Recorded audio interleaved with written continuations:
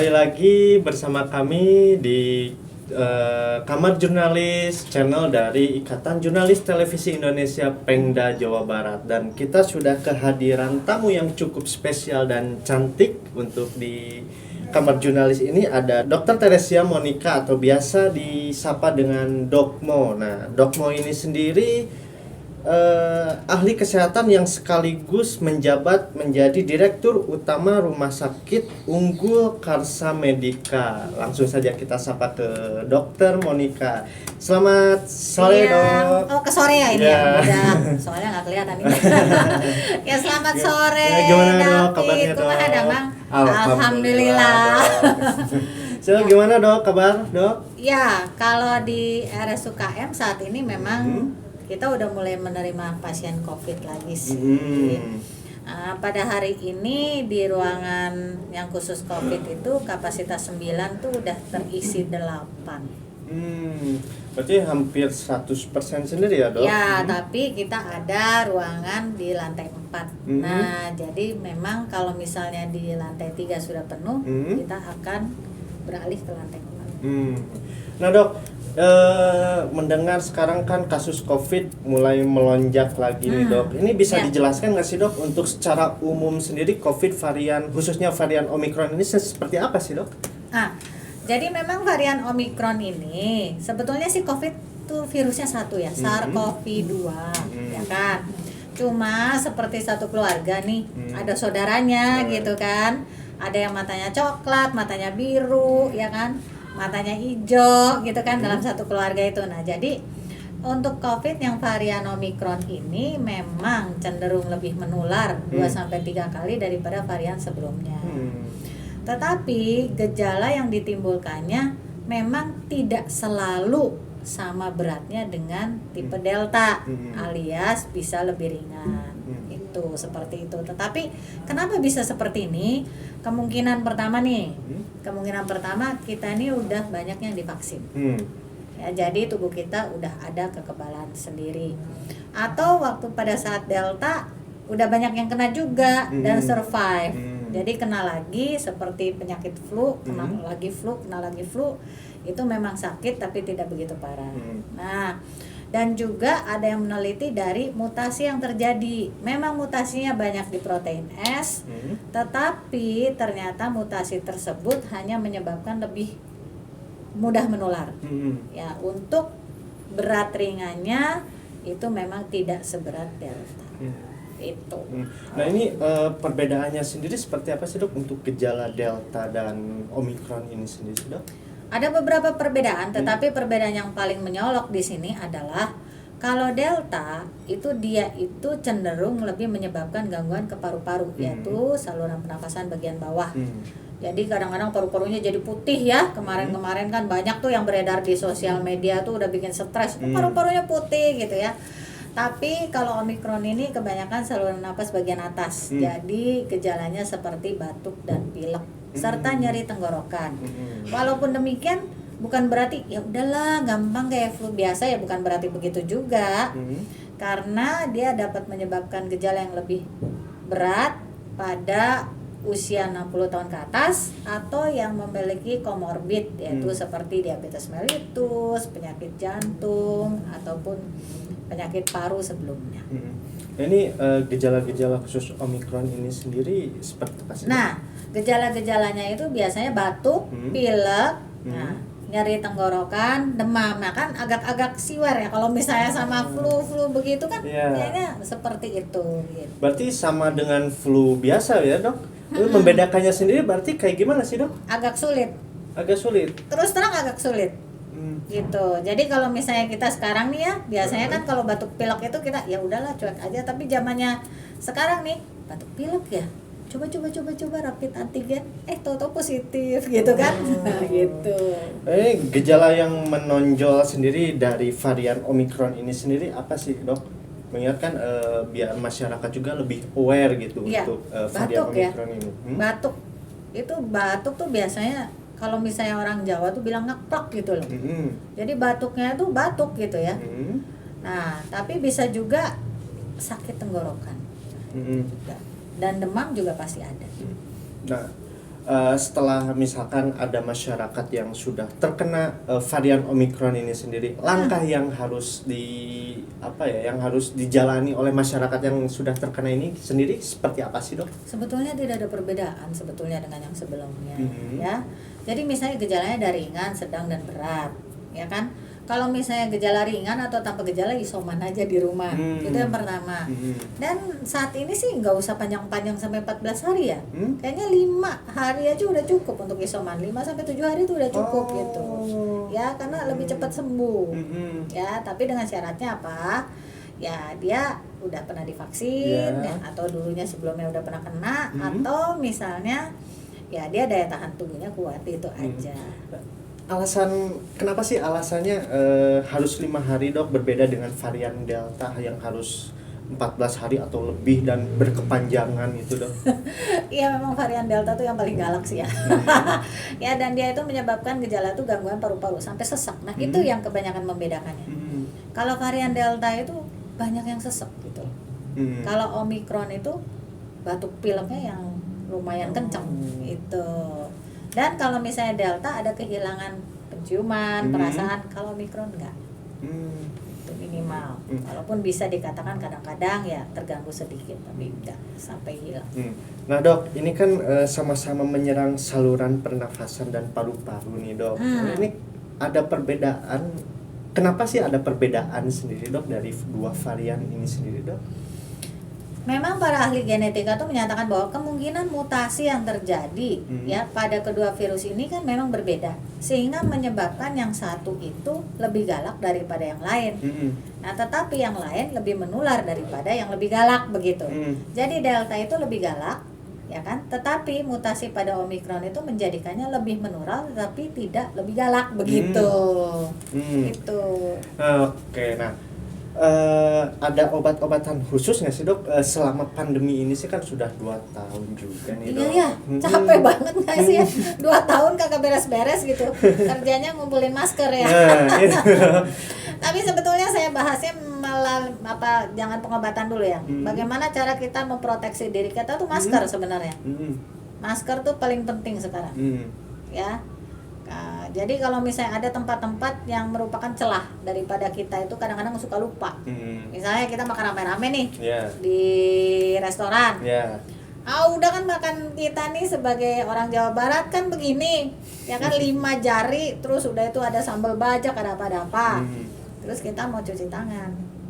Atau misalnya kita mau ke toilet, kan tangan masih kayak gini nggak pakai masker kan. Nah, salah satu tempat yang rawan untuk penularan itu adalah tempat cuci tangan bersama dan toilet. Kebanyakan tuh ketularannya di sana, kita lupa nih.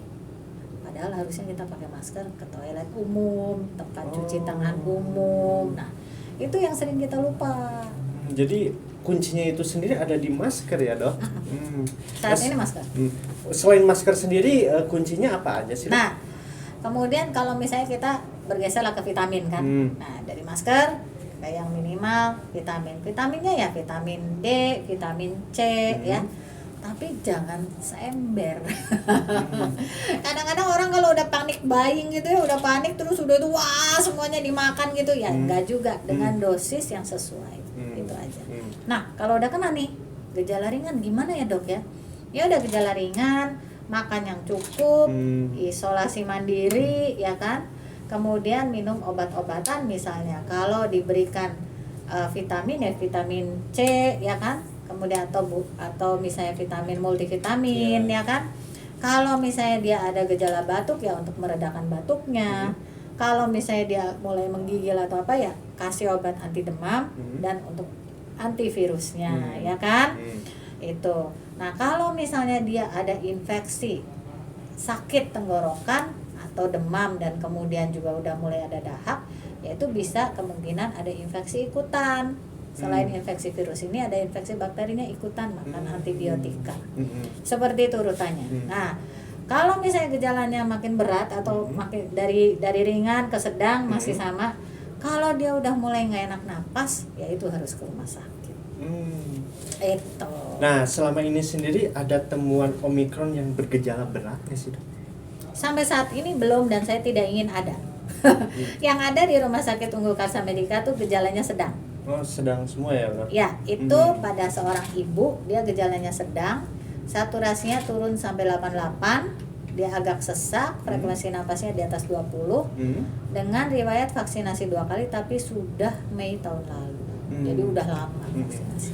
Nah, Dok, ada tips-tips nggak sih, Dok, untuk isoman di rumah sendiri dengan varian Omicron ini sendiri kayak gimana sih, Dok? Ada. Yang pertama tuh kalau menjadi positif tuh bukan berarti kiamat. Kebanyakan orang kalau positif, saya positif, langsung nggak mau makan, nggak mau minum, akhirnya makin memble, gejalanya makin berat, harus dirawat rumah sakit. Kalau misalnya ya sudah positif kan, positif ya berarti isoman, ya udah makan yang cukup, tidur yang cukup, minum vitamin, selesai. Gitu. Ya, nah, Dok, ini menyinggung mengenai konvalesen nih, Dok. Kan waktu tahun kemarin sini varian Delta cukup merebak ya untuk konvalesen ini sendiri, Dok, sangat dibutuhkan, Dok. Betul.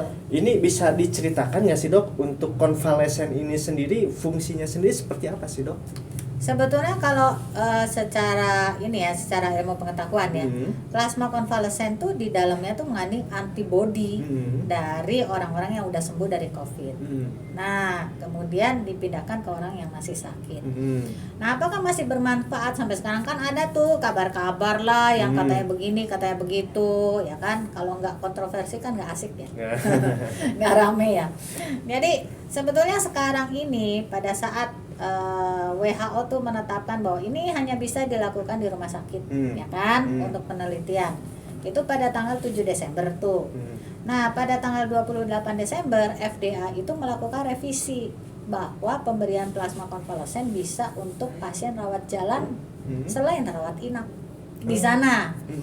Terutama bagi pasien-pasien yang mengalami gangguan sistem imunitas atau sistem kekebalan atau yang menerima terapi imunosupresif, yaitu misalnya obat-obat anti alergi, ya kan, nah imunosupresif itu bisa diberikan. Nah, kemudian ada penelitian dari John Hopkins yang menyatakan bahwa memang kalau diberikan secara dini 9 hari pertama itu dia bisa mempercepat pasien pulang atau menghambat atau mencegah hospitalisasi merawat di rumah sakit. Karena di Amerika di sana kan banyak tuh. Nah, oke. Nah, dengar-dengar juga kan dokter selaku pencetus dari konvalesen sendiri ya, Dok. Bisa diceritakan nggak sih awal-awalnya sendiri bisa menaruh ide untuk konvalesen itu sendiri seperti apa sih, Dok? Itu itu tiba-tiba ya, sebenarnya karena saya suka baca kali ya, gitu kan. Karena kan dulu kan ada flu Spanyol tuh, ya kan, flu Spanyol orang-orang mengobatinya dengan plasma konvalesen dari yang sembuh, tapi persyaratannya 48 jam pertama.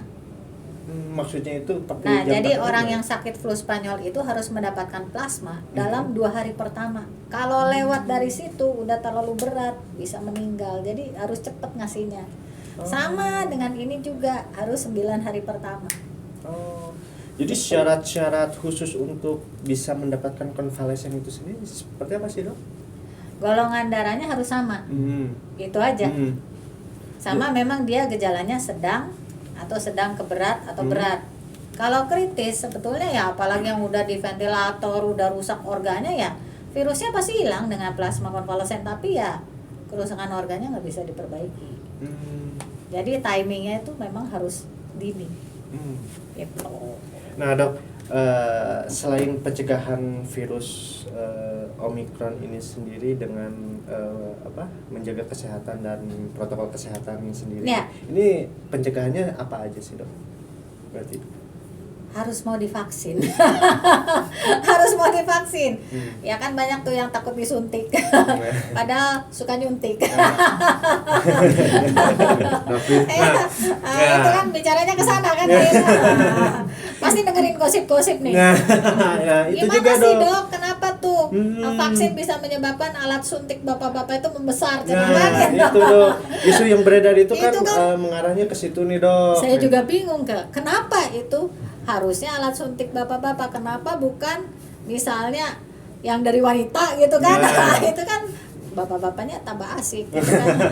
Jadi sebetulnya gini ya, kadang-kadang kita tuh suka melupakan kalau orang mau divaksin tuh tegang sesuai dengan apa sih kabar-kabar yang beredar, ya kan.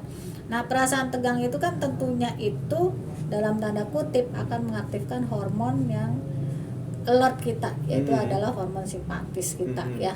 Misalnya kayak kortisol segala macam.